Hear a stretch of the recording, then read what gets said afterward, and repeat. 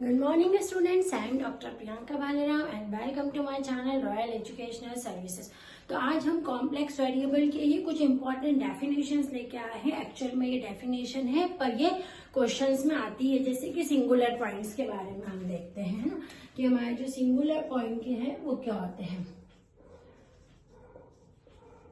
ठीक है, singular point,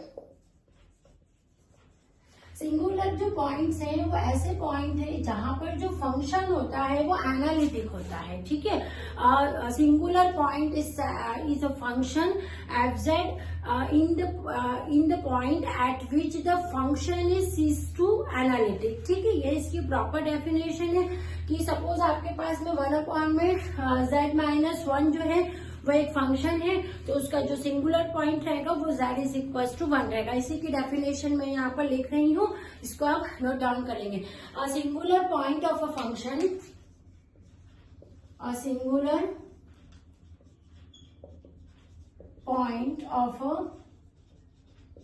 function F Z in the point at which F Z in the point at which fz or the function है ना cease to be analytic, fz or function cease to be analytic है ना, उसको आप singular point कहते हैं। Example ले लेते हैं इसका, f of z is equals to 1 में z-1 है ना, has singular point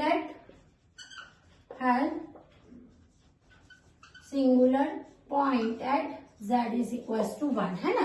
मतलब वो पॉइंट जिन पे जो फंक्शन है वो एनालिटिक होता है उसको आप सिंगुलर पॉइंट कहते हैं। मान ले function F Z equals to 1 और z-1 है, तो इस फंक्शन के पास में सिंगुलर पॉइंट जो है वो z इक्वल्स टू 1 पे कहलाएगा है ना। अब दूसरा है आपका isolated singular point. Isolated singular point मतलब होता है कि कोई भी फंक्शन का जैसे z equals to 1 singular point है, तो और कोई दूसरा जो है other than this singular point कोई दूसरा नहीं होगा, तो उसको आप बोलते हो आइसोलेटेड सिंगुलर पॉइंट। मतलब उसका जो दूसरा है सिंगुलर पॉइंट नहीं होगा। तो हम इसकी डेफिनेशन लिखते हैं, if z is equals to a is a singular point, z equals to a is a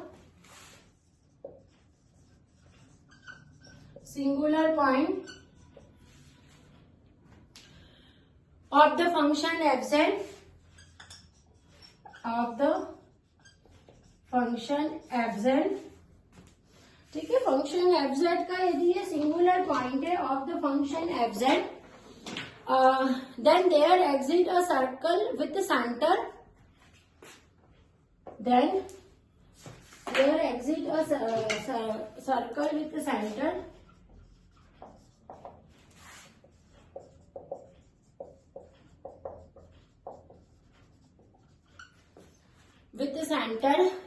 which has no other singular point than this, which has no other singular point then z equals to a, then it is called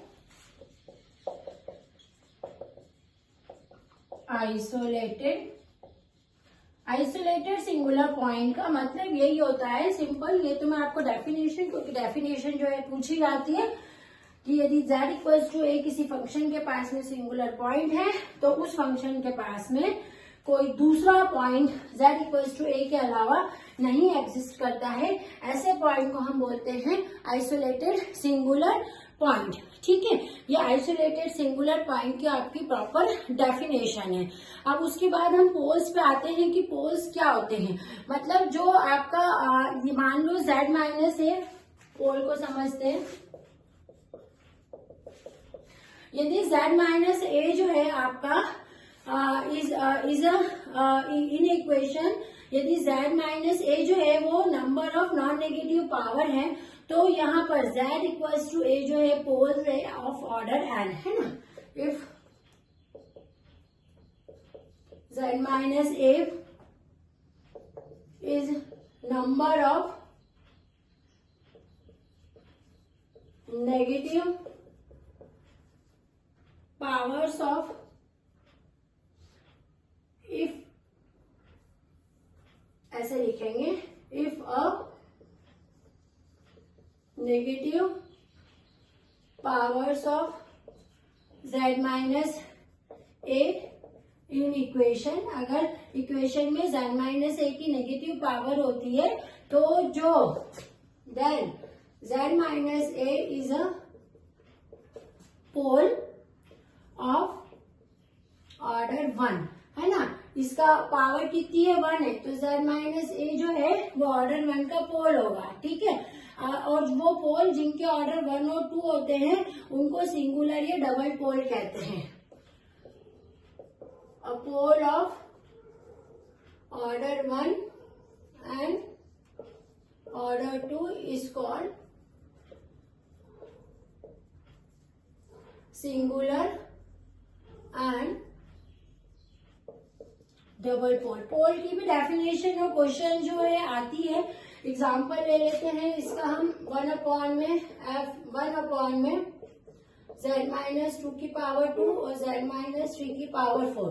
तो यहाँ पर z minus 2 जो है ये आपका पोल है जिसका कि ऑर्डर 2 है, या z माइनस 3 जो है वो एक पोल है जिसका कि ऑर्डर 4 है.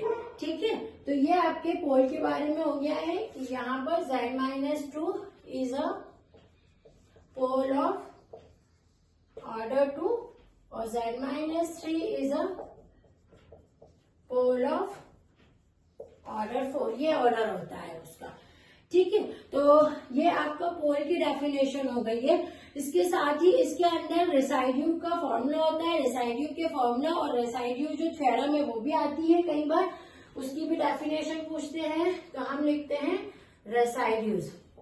अब ये रेसिड्यूज का फॉर्मूला क्या होता है. रेसिड्यू आप किसी भी फंक्शन का निकालते हैं तो RES लिखते हैं और वो जो है फंक्शन उस पर्टिकुलर पॉइंट ए पे है जैसे, है ना. उसका फॉर्मूला बनता है 1 अपॉन में 2 pi r integral c fz और dz. ठीक है. या फिर इसको इस तरह से भी लिख सकते हैं. आपको केवल फॉर्मूला याद रखना है इसका. Integral z fz dz equals to 2 pi r RES f of a, है ना. तो रेसिड्यू का ये फॉर्मूला आपको याद रखना है क्योंकि कई बार क्वेश्चंस में हमको रेसिड्यूज निकालने को आते हैं, इसलिए आपको रेसिड्यू का ये ध्यान रखना है. अब इसके अंदर एक और सिंगुलरिटी होती है एसेंशियल सिंगुलरिटी. एसेंशियल सिंगुलरिटी होती है कि यदि if a non negative power जो है z माइनस a की वो इंफिनिटी पर रहती है. ठीक है. Is infinity. तो जो सिंगुलरिटी रहती है उसको आप क्या बोलते हो, एसेंशियल सिंगुलरिटी. उसकी भी डेफिनेशन में लिख देती हूँ.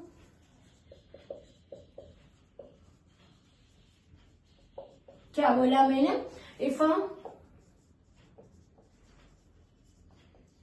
Negative powers of z minus a is infinity, then it is essential singularities. तो ये जो डेफिनेशन से आपकी singular point, isolated point, essential singularity, pole और रेसिड्यू का जो फॉर्मूला है ये एग्जाम में पूछा जाता है. आप इसको नोट डाउन कर लीजिए. नेक्स्ट वीडियो में हम सीखेंगे कि किस तरह से क्वेश्चंस में इनको अप्लाई किया जाता है. Thank you.